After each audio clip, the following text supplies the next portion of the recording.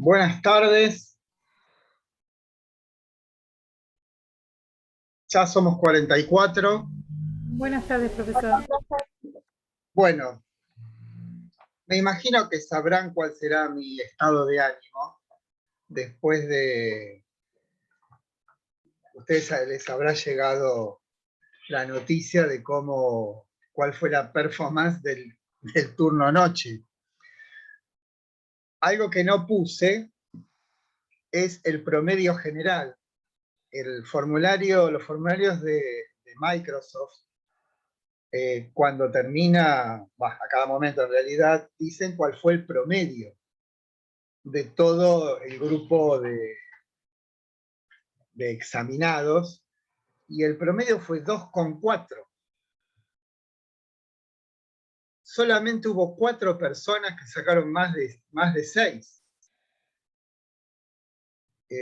Yo me quedé realmente mal, ¿no?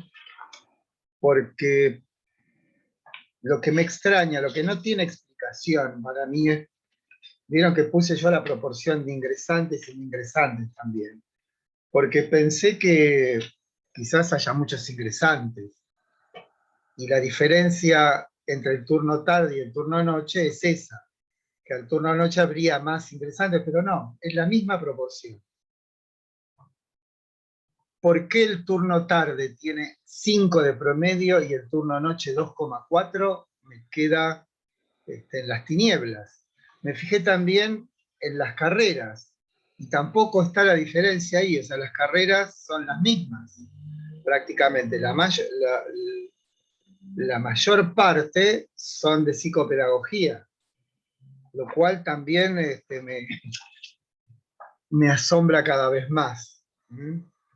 Una de las, una de las razones, sí, una de las razones, dime. Que a varios de los compañeros creo, y me incluyo yo, que se nos complicó por el hecho de que decía seleccionen las respuestas. Y capaz que en una la acertamos, pero seleccionamos más respuestas pensando que eran más de una o dos. Bueno, pero por eso en la formulación de la pregunta las decía en plural o en singular. ¿Sí? Eso me fijé. Cuando la respuesta era única, decía seleccione una o la opción correcta. Y cuando eran más de una, bueno, empezar a buscar cuáles son las razones me parece una tarea estéril. Ahora, lo que tenemos que hacer es ver, esta es la situación, y ver qué hacemos con esta situación.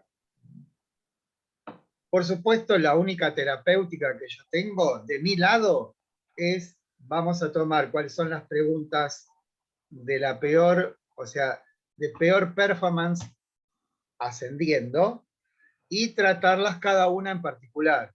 A ver dónde está. Fíjense que la segunda pregunta tiene un 7% de respuestas correctas. Es apabullante, digamos. Entonces, la única estrategia que se me ocurre es ver cuáles son, les digo en ese orden, las respuestas correctas, ¿sí?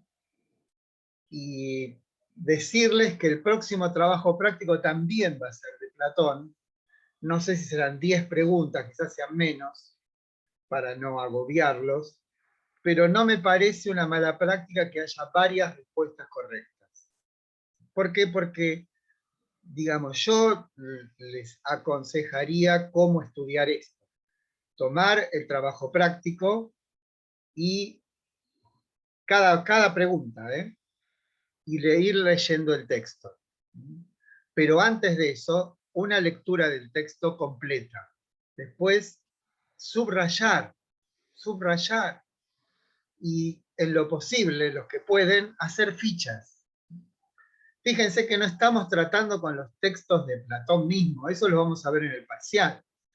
Ahora tenemos un texto que forma parte del módulo, que a mí no me parece de una gran dificultad. Bueno, quizás hace tiempo que yo lo vengo transitando y me parecen obvias muchas cosas, Pero bueno, no es momento de quejarse y de ver, de, como se dice, rasgarse las vestiduras, sino ver cómo solucionarlo. Y como les digo, la única solución que se me ocurre es tomar cada una de las preguntas del trabajo práctico, del menor rendimiento a mayor rendimiento, y repasarlas y decirles por qué, o mejor dicho, yo ya les mandé las respuestas correctas. Lo que no está dicho es por qué son correctas, ¿sí? Entonces, bueno, si no tienen ninguna objeción a esta estrategia pedagógica, pasamos entonces a ver de la peor a la mejor las respuestas, ¿sí? La que va primero, lejos, es la pregunta 2, que tiene un 7, como dije, ya tiene un 7% de respuestas correctas. Veamos. Vamos a dar un marco teórico primero a todo esto. Me parece que la mayor parte de las confusiones está en que no se ha visto con claridad qué significa esto de la experiencia, qué significa esto de los sentidos.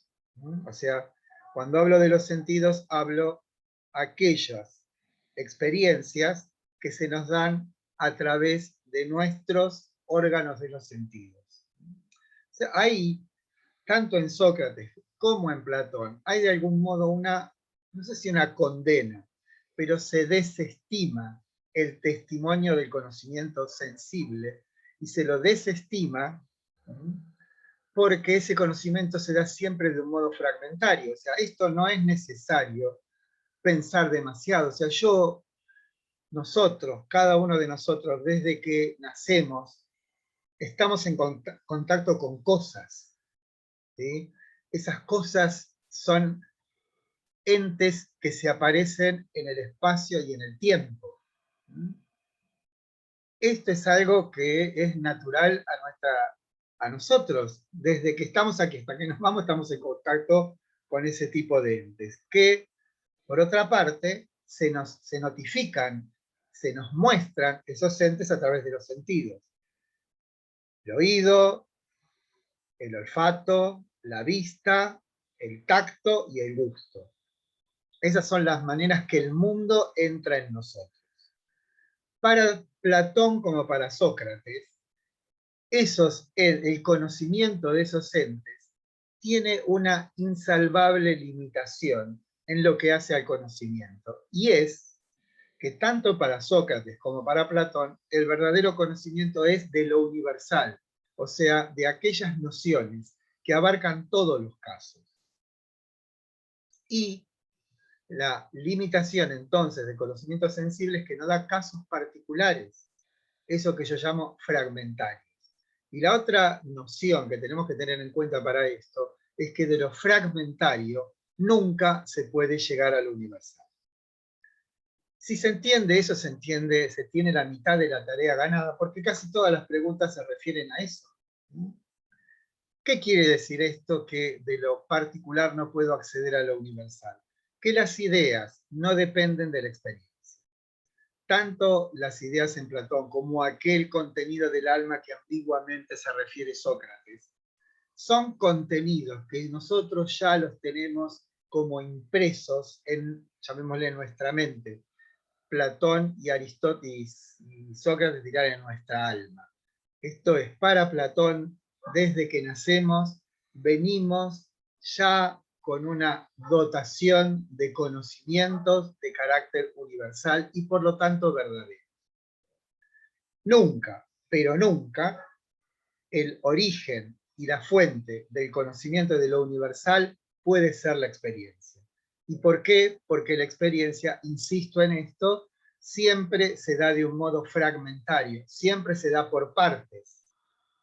Les voy a dar un ejemplo que creo que ya lo dije, pero bueno. Hasta cierto momento de la historia, la afirmación todos los cisnes son blancos era verdadera. ¿Por qué? Porque en el hemisferio norte los únicos cisnes que había eran blancos. Cuando se vinieron al hemisferio sur, sabemos que hay cisnes negros y cisnes de cuello negro, que son propios de la Argentina, ¿no? ¿Qué quiere decir esto? Que yo no puedo elevar a universal una afirmación que provenga de la experiencia. Primero, porque la experiencia se da de un modo fragmentario. Y segundo, porque yo nunca sé, nunca voy a saber si lo que me dio la experiencia ha sido completo. ¿Se dan cuenta? Nunca lo voy a saber.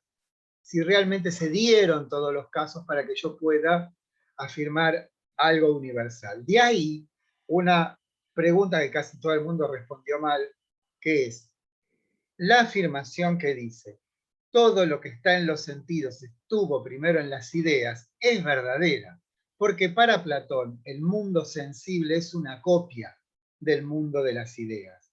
Entonces, obviamente, en el orden, digamos, de aparición, en el orden jerárquico, lo primero son las ideas y los sentidos vienen después. ¿Me explico? Son todas afirmaciones que están interrelacionadas. Pero si quieren una afirmación que las engloba a todas, las ideas no provienen de la experiencia. Las ideas son independientes de la experiencia. Las ideas están ya en nosotros antes de que nosotros experimentemos nada. ¿Mm? Esa es la concepción platónica. ¿De dónde surge esa concepción? Fundamentalmente de las matemáticas. ¿Mm? O sea, hay un filósofo francés que se llama Michel Foucault, que decía que para conocer un filósofo hay que conocer con quienes se pelea. Y los enemigos, tanto de Sócrates como de Platón, son los sofistas. Entonces, ¿de qué le sirve a Platón la matemática contra los sofistas? ¿Qué estrategia le permite a Platón la matemática? Decirle a los sofistas que siempre están afirmando que todo es relativo, que son escépticos, que el conocimiento no puede llegar a conocer lo verdadero, le va a decir Platón, queridos amigos sofistas, las matemáticas no dependen de la experiencia. Por lo tanto, ¿por qué digo esto? Porque yo puedo no coincidir con otras personas en política, en economía, en arte, en fútbol, en lo que fuere. Pero vamos a coincidir en que el teorema de Pitágoras dice que la suma de los catetos es igual al cuadrado de la hipotenusa. Nadie va a negar que por un punto pasan infinitas rectas. Nadie va a negar que las paralelas no se juntan. Nadie va a negar que 2 más 2 es 4.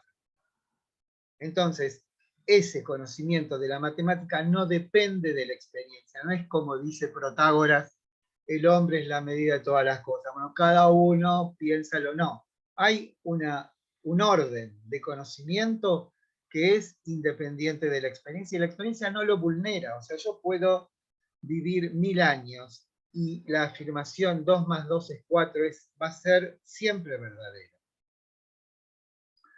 Y fíjense otra cosa. Recién hablé del teorema de Pitágoras, ¿no? ¿Cuántos individuos en la historia del mundo han estudiado el teorema de Pitágoras? Digamos, miles de millones de personas, ¿no? Desde hace 2500 ahora, miles de millones de personas han estudiado ese teorema. Esas personas han llegado, se han ido, ¿sí? Seguramente el teorema les cambió la vida, o sea, les cambió porque tuvieron un conocimiento por lo menos. Ahora, ¿cambió el teorema? No cambió el teorema. ¿Se dan cuenta? Ese es el soporte, el sustento que tiene Platón, si lo vemos desde el punto de vista estratégico, o sea, si los sofistas son mis enemigos y los sofistas son relativistas y escépticos, ¿cómo puedo yo oponerme a esa postura? Bien, diciéndole que existe un orden de verdades que son independientes de los individuos. Puedo ser japonés, chino, argentino, malayo, que las formulaciones matemáticas tienen el carácter de una verdad universal. Y si le agregamos que tanto para Sócrates como para Platón, la verdad lo es de lo universal, ¿sí? Y lo universal no viene de la experiencia, y lo universal reside en las ideas, o en Sócrates en el alma, ahí tienen el 50% por lo menos del conocimiento necesario para entender a Platón. O sea, yo no puedo creer que un 7%, bueno, no la haya pegado, digamos. Y después otra cosa que vi que me causó el terror, es que varias personas que vieron que yo me olvidé de poner la restricción de que salga la nota, ¿no? Hubo una persona que me mandó 9 exámenes. 9 exámenes. ¿Por qué? Porque me le devolvía la nota, le iba mal. Cambiaba alguna cosa, devolvía la nota otra vez. Eso no es propio de gente que está en la universidad. Eso es cosa de mí de la primaria. ¿Eh? Lo primero que hay que hacer cuando uno no sabe algo es reconocer que no lo sabe y listo. Ahora, por otra parte, el programa sabe que el programa tiene fecha y hora. Entonces, ¿cuál va a tomar como válido? Va a tomar el primero. Los otros 8 los dejó de lado. Por supuesto, en el primero tenía un 1, no, un 0, y en el último tenía un 9. ¿Por qué? Porque fue ensayando. Bueno, cosas que no deberían ocurrir. Entonces, digamos, para Platón, cuando digo Platón, desde ahora voy a decir Sócrates, no voy a decir Sócrates, pero lo incluyo. Existe un orden de conocimientos verdaderos. Cuando digo verdadero, quiero decir que son conocimientos inobjetables. La característica fundamental de los conocimientos verdaderos es que son universales. ¿Qué quiere decir universales? Que valen para todos los casos. O sea, yo puedo tener una idea de triángulo. ¿Cuántos triángulos abarca en la experiencia? O sea, ¿cuántas cosas triangulares son abarcadas por la idea de triángulo? Todos los triángulos posibles. Ahora, la investigación de Platón no solamente fue hacia las matemáticas, sino a determinadas nociones de valor, por ejemplo, la justicia, por ejemplo, la belleza. Esas ideas se muestran en la experiencia, pero no hay ninguna experiencia que las agote. No hay ninguna experiencia que pueda agotar las ideas. Por eso es que el camino del conocimiento no va de la tierra al cielo, sino del cielo a la tierra. Y por eso todo lo que está en los sentidos estuvo primero en las ideas. Tengan en cuenta que para Platón el mundo de las cosas, el mundo de la experiencia, el mundo de aquello que nos afecta a los sentidos, son copias. Esto es, formas caídas, verdades relativas. Esto no quiere decir que la experiencia sensible sea algo absolutamente inútil, para nada. Lo que no quiere decir es que el único fundamento del conocimiento verdadero sea la experiencia. Para Platón, la experiencia sensible es una forma de corroboración, es una forma de despertar, de instigar al conocimiento, pero no es la fuente última de conocimiento. Esto es, cuando yo veo un árbol, en nuestra alma, digamos, se remite a una idea, que es la del árbol en sí. El árbol en sí contiene a todo árbol posible. Por eso puedo ver un roble, un ombú, un ciprés, el que se les ocurra, pero ¿por qué sé yo que son árboles?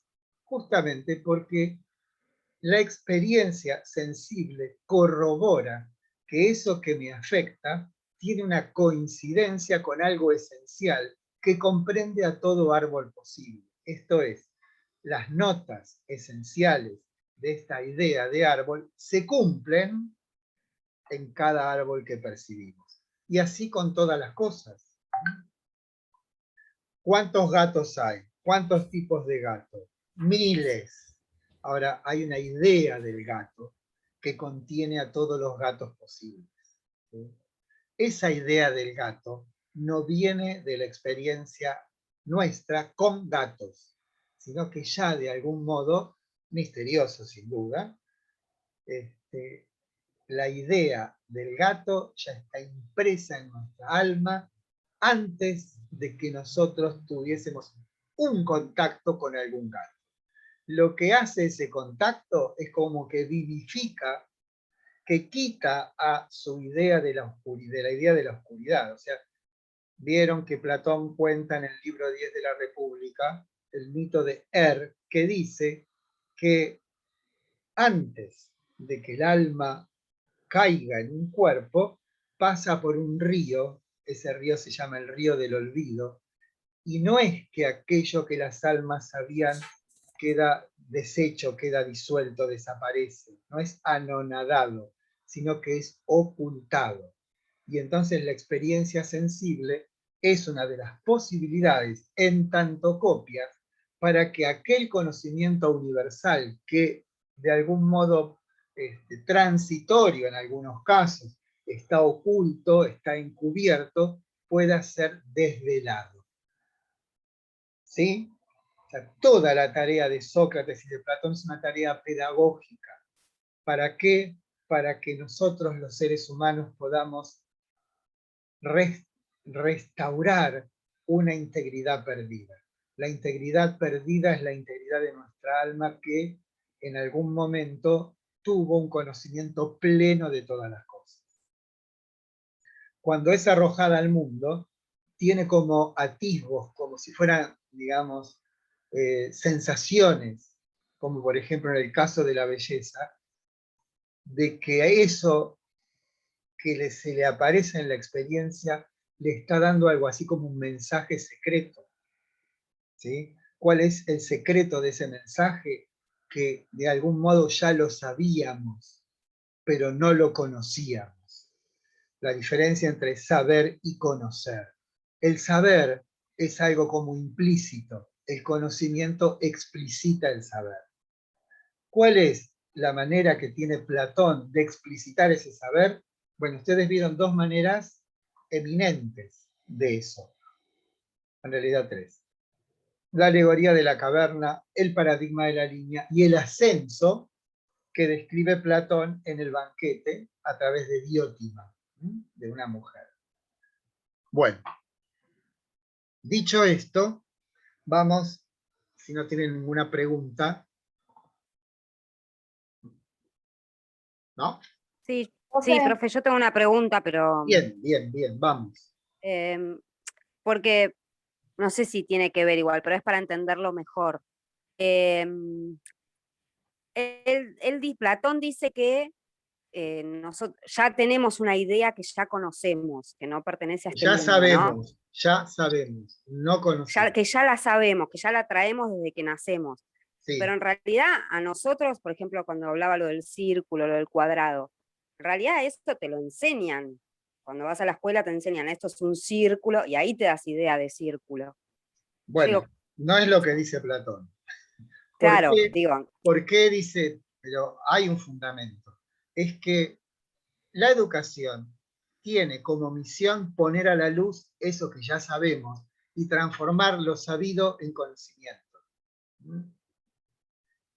La educación tiene el sentido de poner a la luz, de desocultar. La palabra griega verdad quiere decir eso, aletheia quiere decir sacar del ocultamiento. Esa es la función de la educación.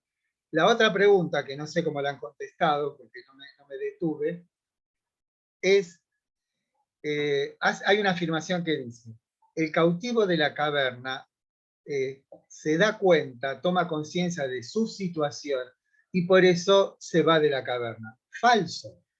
La única manera que tenemos, y eso está, para colmo está dicho, recontradicho, tanto en el texto que se llama Platón como en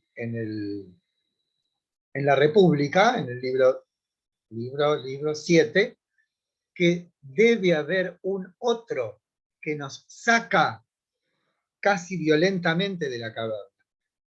¿Qué simboliza ese otro? La educación.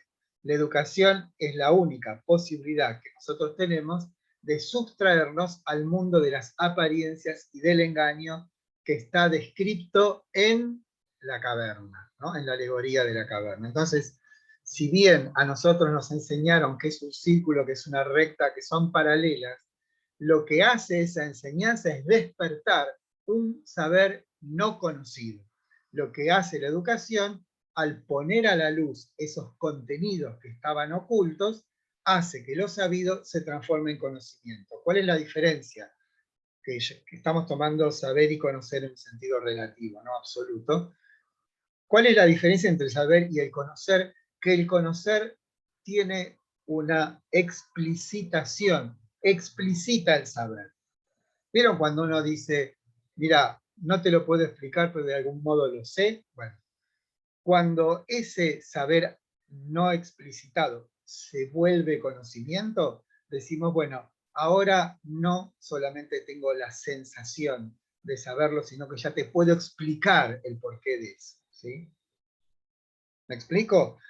Sí, sí. Fíjense la mayéutica. La mayéutica, ¿ustedes creen que Sócrates le enseñaba algo a sus interlocutores? No les enseñaba absolutamente nada. Simplemente les decía, tu saber, querido amigo, está basado en la experiencia y por lo tanto es un saber fragmentario, por lo tanto es un saber que puede ser refutado. No está diciendo que es falso, está diciendo que es un saber careciente. ¿Careciente de qué? De certeza, de validez universal. Entonces, ¿qué hace Sócrates?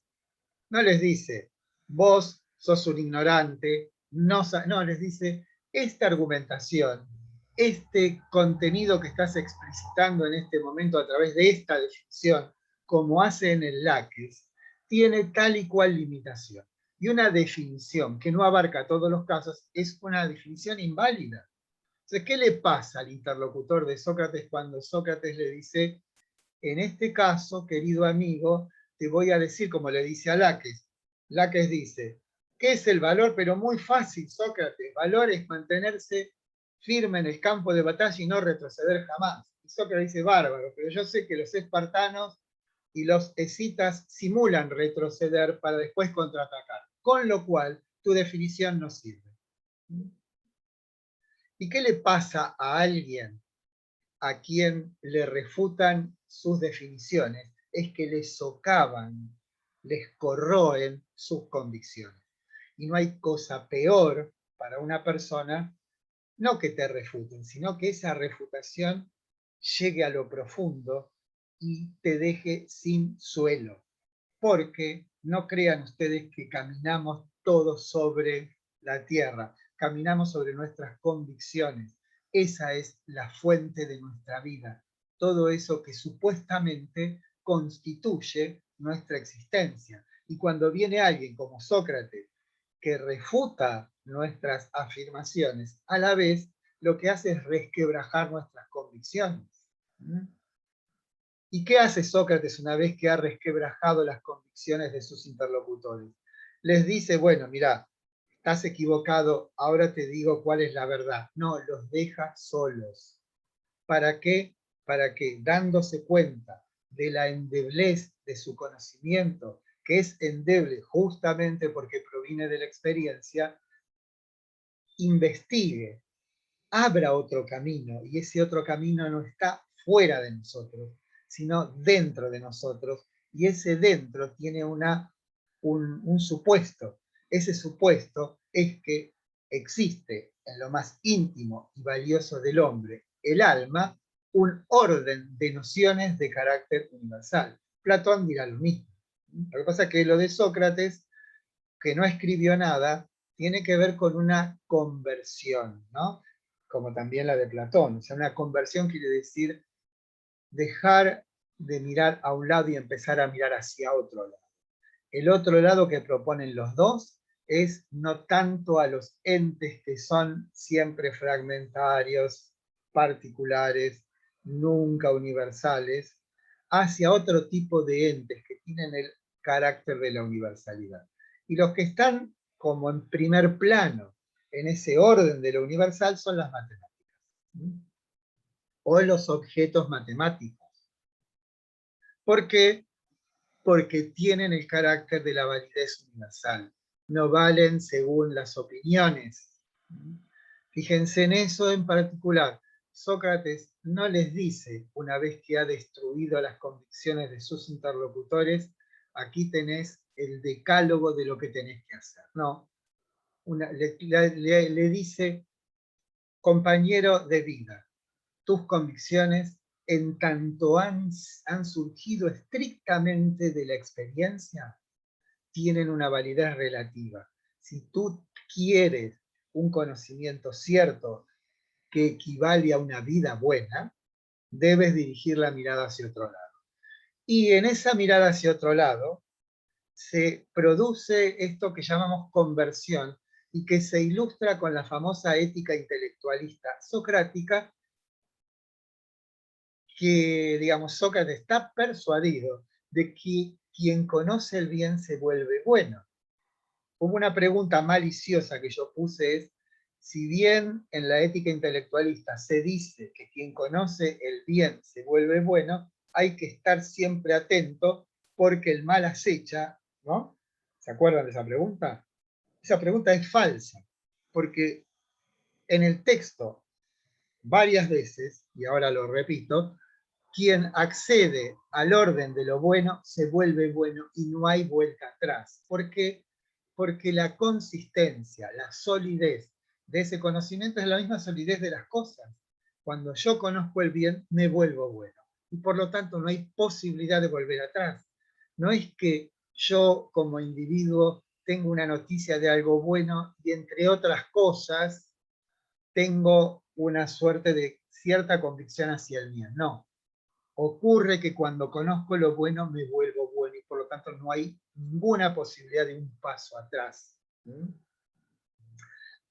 Pero insisto con esto es así, porque no es que existe una mente que conoce y un objeto que es conocido. Cuando se accede a la noesis, en el último momento descrito en el paradigma de la línea, o en el último momento de la salida de la caverna, o en el ascenso hacia lo bello en sí, en el banquete, que son esos tres caminos, el efecto que se produce en nosotros no es de conocimiento, sino de reconocimiento. El alma se da cuenta de que aquello que buscaba ya lo tenía. Entonces no es que sigue conociendo, ya se ha instalado en una suerte de conocimiento absoluto, y entonces esa convicción, eso se arraiga de tal manera en uno mismo, que luego la vida no puede ser sino una suerte de continuidad de eso en sí mismo bueno en la propia vida. No queda otra posibilidad. De algún modo, aunque esto es muy ideal, es como si nos volviésemos santos, ¿no? En el sentido cristiano. Cuando uno se vuelve santo, ya no puede volver a ser un sinvergüenza, un atorrante, ¿sí? Bueno, ¿está claro más o menos? Profe, Bueno, tengo una duda bien. con la ética intelectualista. Sí. ¿Quién Tengo me una habla? duda. Quiero saber quién me habla. Carolina Berguño. Ah, Carolina, bien. ¿Qué tal? Bien. Profe, tengo una duda, no sé si estoy equivocada, sí, pero que en el texto me costó mucho comprender la ética intelectualista. Entonces, tuve que buscar por otros lados y encontré un fragmento de un libro que ahora no me anoté cuál es, que dice que para Sócrates la ignorancia está detrás de toda mala acción, y por lo tanto tal acción sería siempre involuntaria. Sería ignorante más que involuntario. Sí, está bien, podría Exacto. ser. Sí. Claro, es Sí. ignorante, que lo hace por Sí. ignorancia. Entonces, por eso tuve dificultad en la respuesta esta que recién acaba de mencionar usted. Porque Bueno, tomé como pero que. dime. No, que tomé como que ese mal que acechaba era mismo esta ignorancia que se planteaba. No, pero que cuando uno accede a ese orden de conocimiento, ya la ignorancia desapareció para siempre. Está bien. ¿Por Está qué? bien. Sí, ahora. Porque, ¿sabés por qué? Porque ya no es más, insisto, una mente que conoce y algo que es conocido, sino que hay una, la palabra sería imbricación, o hay una asimilación del ser y del conocer. Ya no son dos cosas, ya es una sola. Y eso nos otorga una integridad absoluta. Más allá de que esto sea difícil de comprobar, casi imposible de llegar, nosotros nos tenemos que atener a lo que dice Platón. Platón dice eso, no dice otra cosa.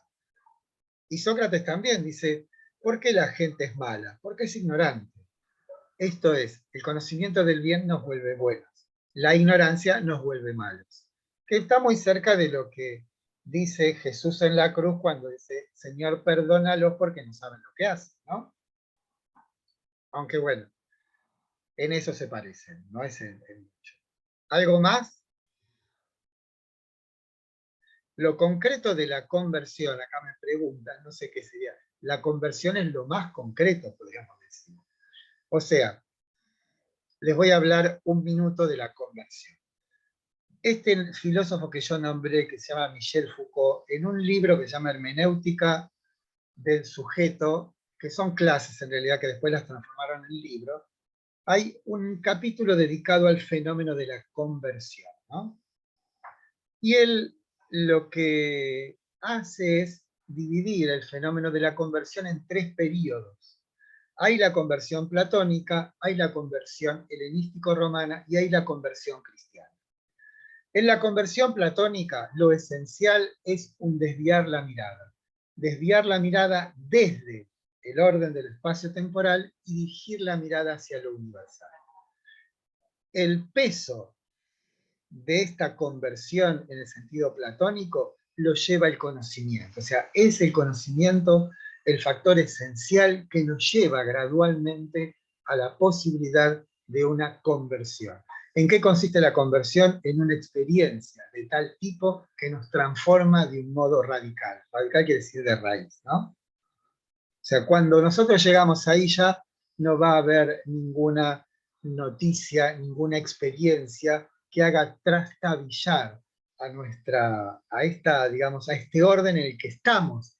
No es que lo conocemos, ya somos ese orden. Eso es lo que quiero que me entiendan, ¿no? Que uno se convierte en aquello que conoce.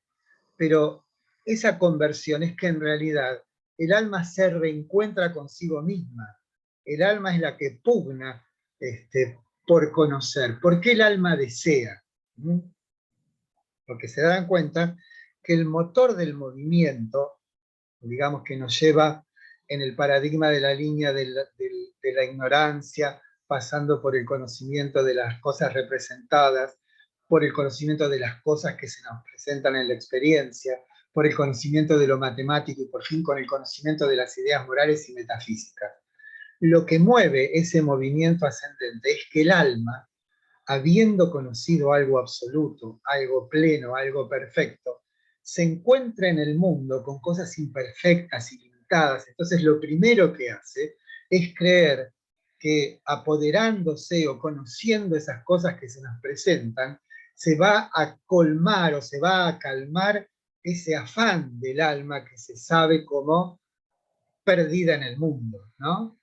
Entonces, ¿qué es lo que hace Platón? Dice, mira, nos dice, lo que tenés que hacer es corregir la mirada.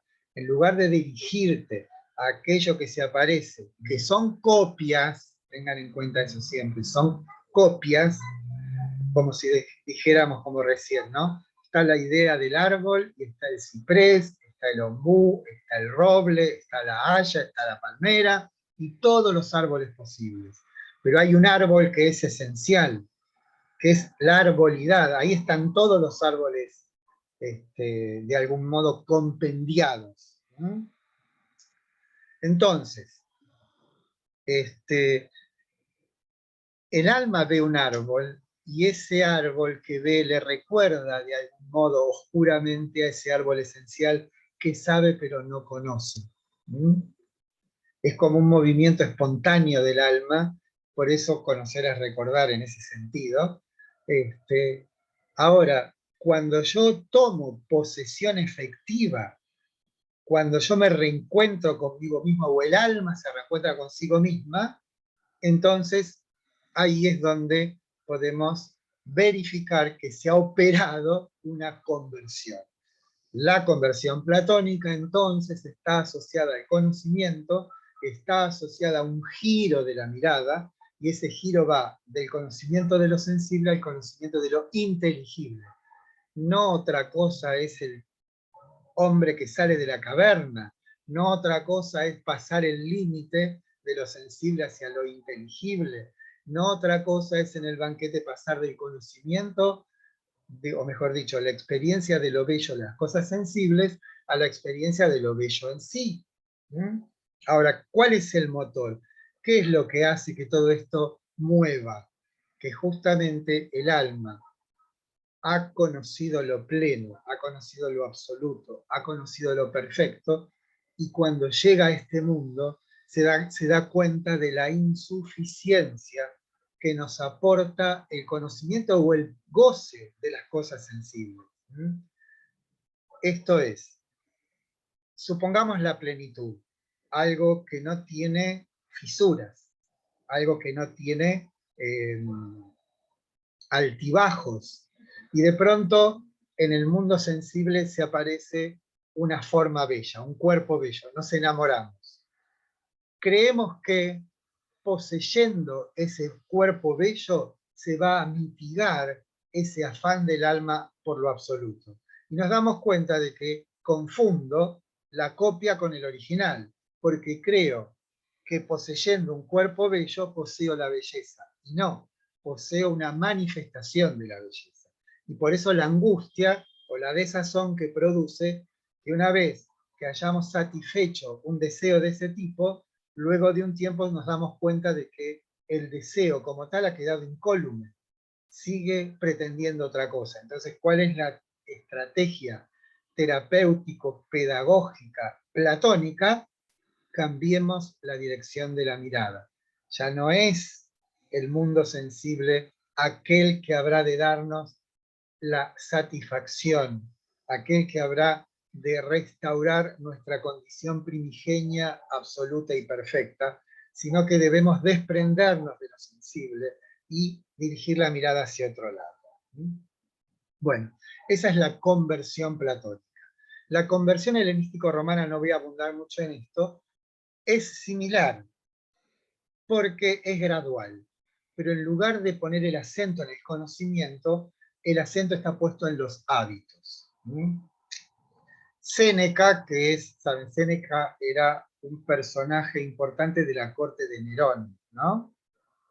Recuerden que vino Augusto, después vino Tiberio, después vino Calígula, después vino Claudio y después vino Nerón, el quinto emperador.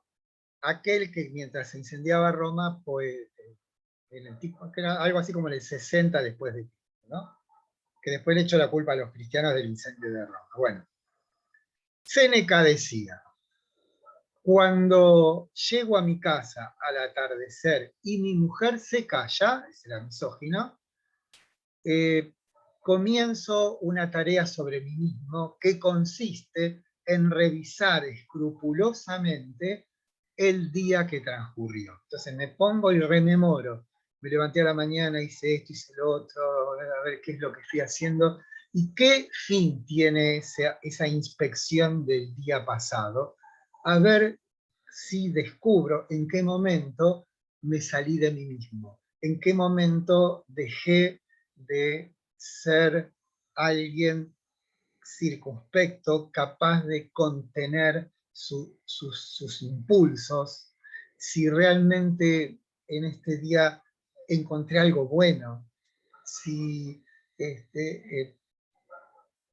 mis acciones han sido adecuadas, pero si descubro que en algún momento del día cometí una transgresión, maltraté a alguien, cometí un exceso con lo que fuere, entonces, en lugar de condenarme, lo que hace el estoico, que son los estoicos, es examinar cuál fue la situación, cuáles fueron las condiciones que me llevaron a cometer ese acto indebido.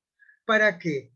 Para, digamos, munirme, bueno, la palabra, para tener ya una suerte de sedimentos de experiencia que ante una situación similar en el día de mañana o en cualquier otro día no vuelva a actuar de la misma manera.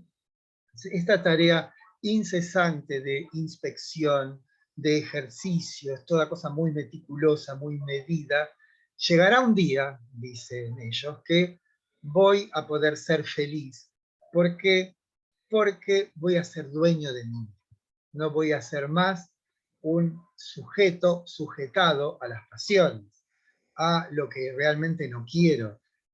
Todo esto va de la mano de cierta sabiduría de carácter existencial, no sabiduría de conocimiento, sino la formación de buenos hábitos. Entonces se dan cuenta que aquí también hay una conversión, porque voy paulatinamente apropiándome de mí mismo. Y después la última es la conversión cristiana. La conversión cristiana, a diferencia de las otras dos, tiene como ingrediente fundamental una intervención de carácter divino. Entonces ya no es uno mismo que trabaja sobre sí mismo, sino que hay algo como que viene del cielo y eso es un golpe que nos transforma. La más conocida, bueno, hay muchas conversiones cristianas, pero la más conocida, aunque no sabemos bien si es una conversión, es la de San Pablo. Saben que San Pablo se llamaba Saulo del Tarso y era un judío que perseguía a los cristianos. En ese momento los cristianos no eran más que una secta herética dentro del judaísmo. Y cuando va en persecución de los cristianos camino a Damasco, escucha una voz del cielo que le dice: Saulo, Saulo, ¿por qué me persigues? Y cae del caballo y se queda ciego. Entonces ahí claramente, después de eso se convierte en ser el divulgador del cristianismo, ¿no? ¿Sí?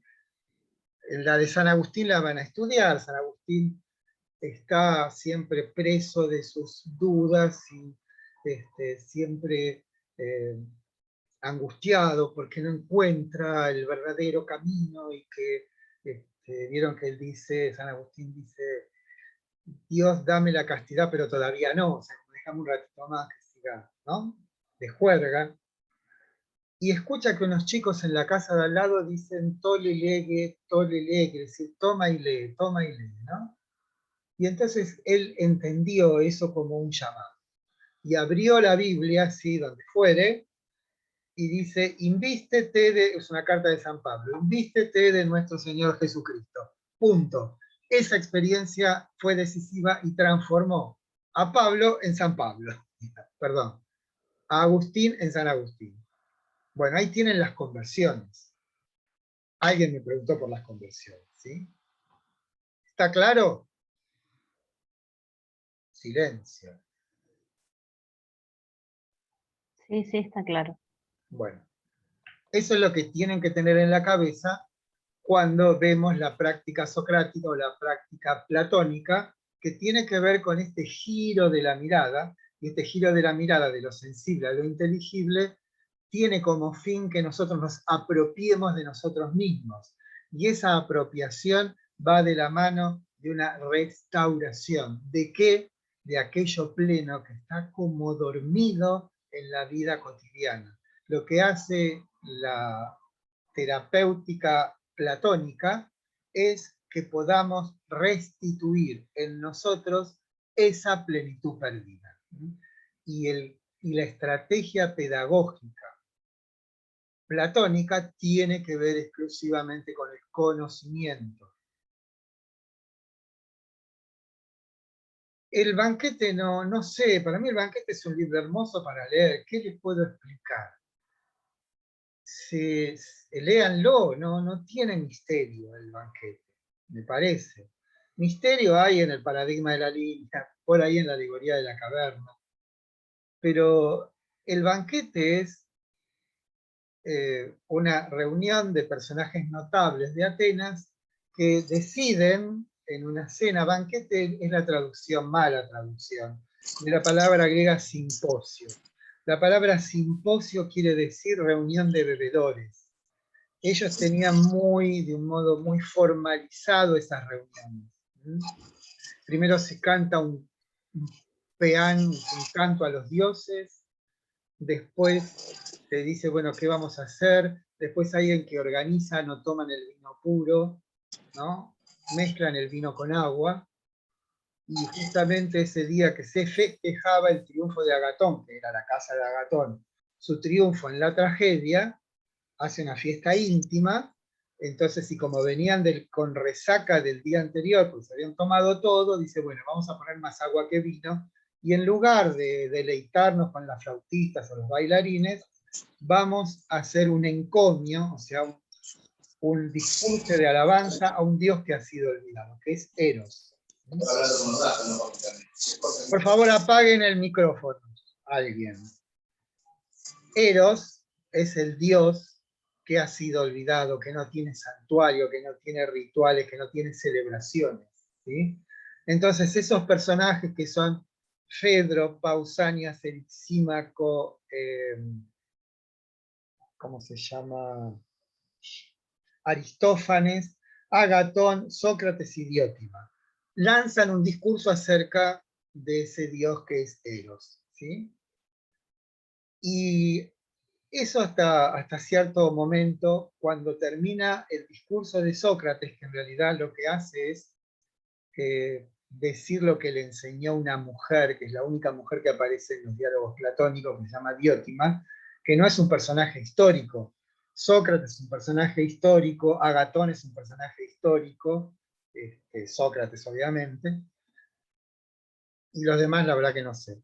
Aparece Alcibíades, que también es un personaje histórico, y dice, bueno, que él tiene que contar ya no una teoría sobre el amor, sino algo particular que le pasó cuando se enamoró de Sócrates. Y cuando se enamoró de Sócrates, claramente, lo que está diciendo Platón es que uno no se enamora de la belleza del cuerpo, sino de la belleza del alma. El error de Alcibíades es creer que poseyendo físicamente al portador de lo bello, se va a convertir en bello. Y ese es el error. Por eso le dice Sócrates, no confundas cobre por oro. No confundas la mera posesión de algo sensible como es un cuerpo con la posesión de algo que es en sí mismo lo bello, que es lo bello en sí, ¿no? Y lo que describe Diótima es un camino ascendente que va del contacto con un cuerpo bello a muchos cuerpos bellos, a los buenos discursos y después a las leyes de la ciudad. O sea, las leyes de la ciudad o las leyes de un país no son, y esto Platón lo dice maravillosamente, no son una instancia opresiva. Las leyes son digamos, la garantía de la libertad. ¿Sí? ¿Por qué? Porque lo que hacen las leyes en la ciudad o en un estado, supuestamente, es amparar, es proteger, es iluminar, es componer. ¿Sí? Y en ese sentido, Eros, en su forma más perfecta, son las leyes. Esto me lleva a que Eros, en el comienzo, en Hesíodo, en la Teogonía, aparece junto a la tierra y el cielo, o sea, es una deidad primigenia. ¿Y cuál es la función de Eros sino unir, unificar? Entonces eso lo podemos llevar hasta el comportamiento de nuestro cuerpo, ¿no? Uno de los que aparece en el banquete es Erisímaco, que no lo nombré, que es un médico, y dice que la salud es Eros. O dicho con otras palabras, ¿ustedes no creen que lo que hace el páncreas de algún modo sabe lo que le pasa al hígado? Que hay una unidad en nuestro cuerpo, una unidad que implica un comportamiento de cada uno de los órganos, y ese comportamiento está unificado. Imagínense que cada órgano hiciera lo que quisiera. ¿Se dan cuenta? Hasta ahí llega esto de lo que piensa Platón como Eros, como una instancia armonizante. ¿Armonizante de qué? De lo diverso, de lo disperso. Unifica lo múltiple. Y el ejemplo más claro es una planta. O sea, ven cómo crece una planta, y ahí está Eros. ¿Por qué? Porque es la instancia que armoniza. O sea, la planta sabe cuánto sol tiene que tomar, cuánta agua tiene que recibir, cuántos nutrientes tiene que sacar del suelo. Eso lo sabe, no lo conoce. O mejor dicho, no tiene un conocimiento de eso, pero lo hace. O sea, el milagro de la vida en esa plantita, está presente en este sentido Eros como la fuerza que armoniza y organiza algo complejo. ¿Me expliqué o no? Sí, profe, yo tengo una duda. Vamos con las dudas. Cuando habla Aristófanes, que Sí. es lo que explica a través de la historia de los andróginos, Sí, sería un poco más o menos lo que dice Diótima después, porque él termina diciendo que lo que une a los amantes es un enigma, no en sí lo físico. eso es muy bello y me conmueve profundamente. No, no se crea que son los placeres voluptuosos lo que unen a los amantes, sino que es algo misterioso en las profundidades de su alma y que habla a través de mí. Es una maravilla eso.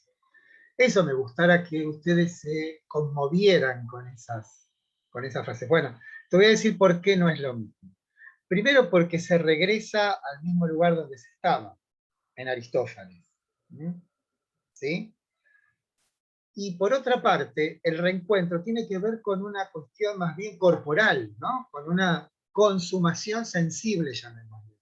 En cambio, el discurso de Diótima habla de una elevación, de salirse del mundo de lo sensible para acceder al mundo de lo inteligible. Ahí está la diferencia.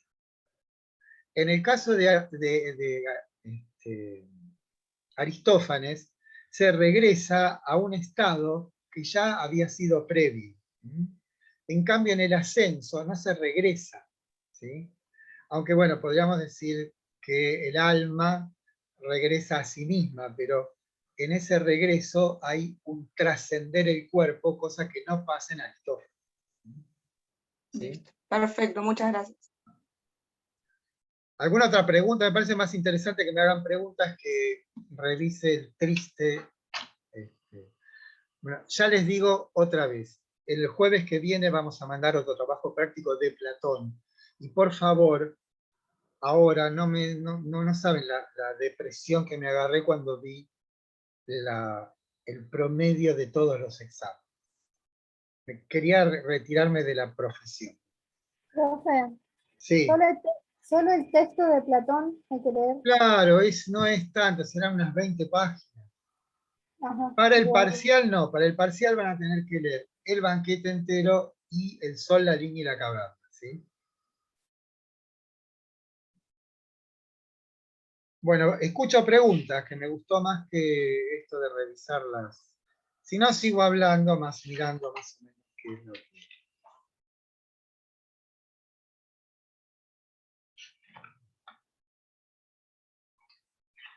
Y, Profe, ¿podrías hablar de la doctrina de las ideas? bueno, ¿cuáles son las dos fuentes de la doctrina de las ideas? Vamos por el origen.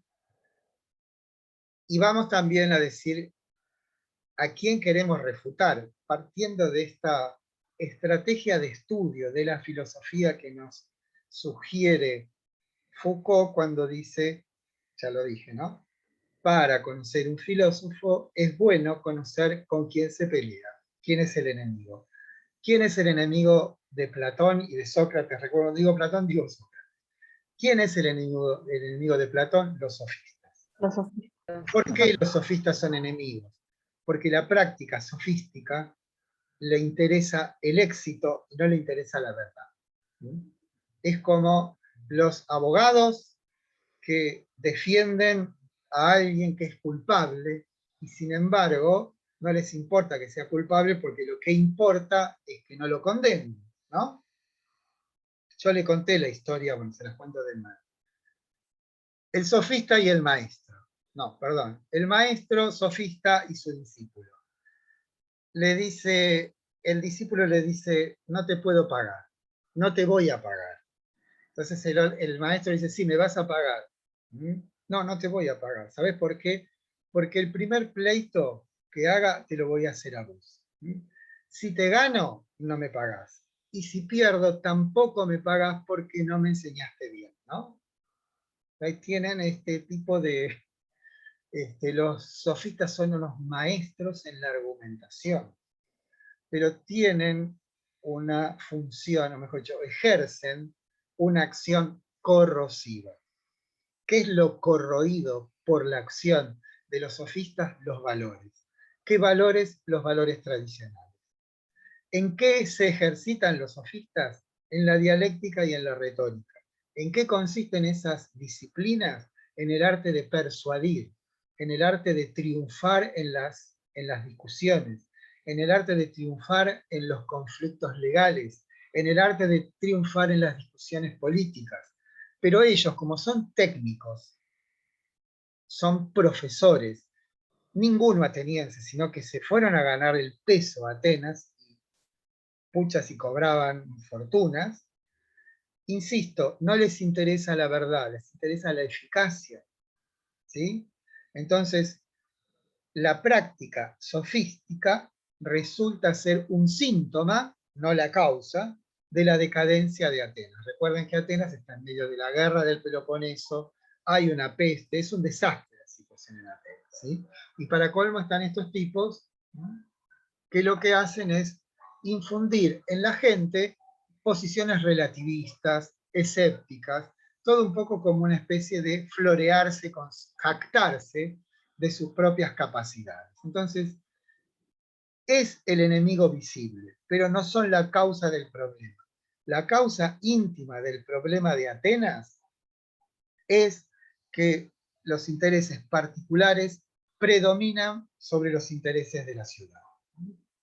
Abonado claramente con la práctica sofística. Entonces debemos decir, la práctica sofística no es la causa de la decadencia de la ciudad, sino el síntoma de esa decadencia. ¿Por qué el síntoma? Porque si hay gente que lucra con este tipo de cuestiones, de defender ciegamente los intereses, es porque el que está en falta es el que contrata, no el contratado. ¿Me explico? ¿Sí? Entonces, el enemigo platónico son los sofistas. ¿Cómo podemos vencerlo? En principio, digamos que la manera más eficaz de vencer a los sofistas es proponer un orden de verdades que no pueda ser cuestionado, un orden de verdades que no pueda ser disuelto con argumentaciones. ¿Cuál es ese conocimiento que es absolutamente verdadero y que de ninguna manera cae bajo la órbita de la práctica sofística? Las matemáticas. Por eso decíamos que las dos fuentes de la doctrina platónica de las ideas son, por una parte, la matemática pitagórica. Esto ya lo hemos dicho al principio de la clase. La matemática pitagórica nos da, o mejor dicho, la matemática. Pitágoras fue el agente de la matemática. Tienen un hermoso video de las matemáticas en la, ¿cómo se llama? En la página web. ¿Qué tiene de valioso la matemática? Que no es cuestionable. Puedo traer un chino, un japonés, un malayo, un indonesio, y todos van a coincidir que la suma del cuadrado de los catetos de un triángulo rectángulo es igual al cuadrado de la hipotenusa. No se puede discutir eso. Entonces, con esto Platón les dice, señores sofistas, acá hay un orden de saberes que es totalmente invulnerable a sus prácticas corrosivas, ¿no? Ahí tienen ustedes entonces uno de los pilares de la doctrina de las ideas, es la matemática, a través de Pitágoras. Y el otro pilar es la práctica socrática. O sea, Platón fue 7 años u 8 discípulo de Sócrates. Cuando Platón tenía 20 años, ya era un escritor. Cuando lo conoce a Sócrates dice, todo esto es basura. Debo, digamos, orientar todas mis capacidades, todos mis saberes hacia un fin en realidad más valioso. Y por eso quema toda su obra y se dedica a seguir a Sócrates. Ahora bien, supongamos que Platón es un joven perspicaz, ¿sí? O sea, es un joven inteligente, abierto de un modo íntimo a las verdades, como a la espera de algo verdadero, ¿sí? Saben que tuvo una educación excelente, que era de una de las familias más ricas y notables de Atenas, ¿no? Era como un prodigio, se puede decir. Ahora, ¿qué observa este muchacho perspicaz durante 7, 8 años que para cuando uno es muy joven es muchísimo tiempo, ¿qué observa en Sócrates? Observa que Sócrates jamás se contradijo. Observa que Sócrates observó una integridad absoluta entre su pensamiento y sus acciones. ¿Sí? En síntesis, lo que observa Platón en Sócrates es una integridad absoluta. Una vez que eso puede ser producto de admiración, pero lo que hace Platón es ir más allá de la admiración y pensar cuál habría sido la causa de esa integridad. Entonces concluye que si yo, como ya hemos visto, vivo y experimento el mundo de un modo fragmentario, de un modo particular, ¿de dónde le viene a Sócrates esa integridad? Porque de la experiencia no le puede venir. Entonces, ¿qué dice? ¿Cómo concluye Platón? Evidentemente, entonces, en Sócrates debe haber algo que no viene de la experiencia, pero que hace con la experiencia o configura la experiencia de tal modo que le otorga a la vida esa integridad. Esa potencia capaz de poder conjugar en una unidad coherente el cúmulo de las experiencias es algo divino en el hombre. Y concluirá Platón, si lo tiene Sócrates, lo tenemos todos. ¿Sí? Esas son las dos fuentes de la doctrina de las ideas. Ahora, ¿qué es la doctrina de las ideas? Es digamos, podemos formularla así. El orden de las ideas es un orden autónomo. Cuando digo autónomo, no se rige por otras leyes que las de ella. ¿Sí? Las ideas son entes eternos. Cuando digo eternos, quiero decir inmutables. Cuando digo eternos, quiero decir inengendrados. Además, a las ideas no se las puede acceder a través de los sentidos, sino a través del intelecto. Entonces le agregamos una característica más. Son inmutables porque son perfectas. Cuando digo algo perfecto, quiere decir que es algo cumplido, algo que ya no necesita de otra cosa para ser. Si se preguntan ustedes por qué se llama pretérito perfecto, cuando yo digo yo he amado, es porque la acción está concluida en el pasado. Y por eso se llama perfecto. Entonces, perfecto tiene que ver con algo terminado. Y en el caso de las ideas, son perfectas porque no les falta nada para hacer. Entonces son perfectas, son inengendradas. Porque si hubiesen sido engendradas, tendrían que haber sido engendradas por algo que sea como las ideas. Por lo tanto, son eternas. Son eternas, son inengendradas, son perfectas y además son inteligibles, o sea, solamente las puedo captar a través del intelecto, no a través de los sentidos. Ahora, ¿qué contienen las ideas? Las ideas contienen las formas de cada cosa. Cuando digo formas, digo los elementos insoslayables de algo. Cuando digo insoslayable es algo que no puede faltar. O sea, si yo intento definir una mesa, ¿no? Intenten definir la mesa sin la tabla. Van a ver que es imposible. ¿Por qué? Porque la tabla de la mesa es un elemento insoslayable. Entonces, convengamos, digamos provisoriamente, que las ideas tienen un contenido, pero ese contenido es meramente inteligible. O meramente no. Es un contenido necesariamente inteligible. ¿Cuál es el contenido? Aquello que hablábamos del árbol. Existe el árbol en sí, que contiene en sí las notas esenciales de todo árbol. Están los árboles sensibles, que son la exposición espacio-temporal de lo que está en la idea de árbol. Ahora bien, esto no es sencillo, ¿no? Una vez que hemos definido qué son las ideas, debiéramos indagar en cómo las ideas están conformadas, cómo están configuradas. Entonces, insisto en el texto de que esa configuración de las ideas es un orden sistemático. ¿Qué entiendo por sistema? Un orden orgánico.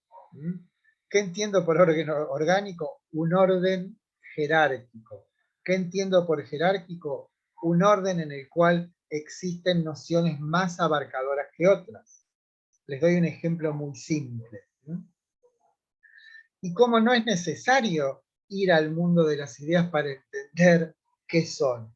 Porque las ideas están, para Platón, aquí y ahora con nosotros. Lo que no podemos nosotros es como reencontrarnos con ellas. Pero de hecho, lo que vuelve inteligible al mundo son las ideas. Digo perro, ¿no? Perro. Este que tengo acá, la pancha, ¿no? La pancha está acá al lado mío, más o menos. Pero si pudiese meterme dentro de mi mente, olvidémonos del alma o olvidemos de las ideas, ¿cómo hace? O mejor dicho, ¿cómo está constituido este animal pancha que tengo aquí al lado? Y diríamos que pancha es un ente espacio-temporal, ¿no? ¿Estamos de acuerdo en eso? ¿Está pancha en el espacio y en el tiempo? Digan que sí. Sí, sí. Bueno, Sí. pancha es un ente espacio-temporal. Bueno, los entes espacio-temporales son vivos o no vivos, ¿no? ¿Sí o no? Sí. Bien. Los seres vivos son vegetales o animales, ¿no? Sí. Bueno, Sí. Sí.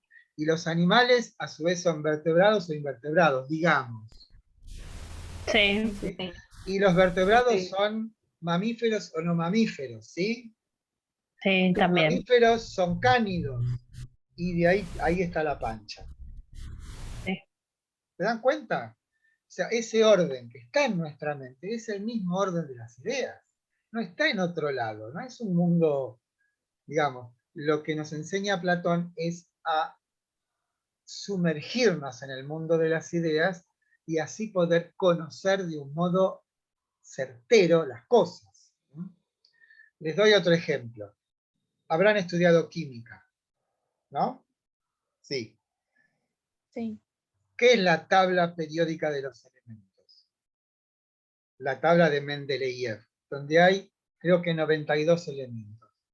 Cuando Mendeleev la construye, le quedan lugares vacíos.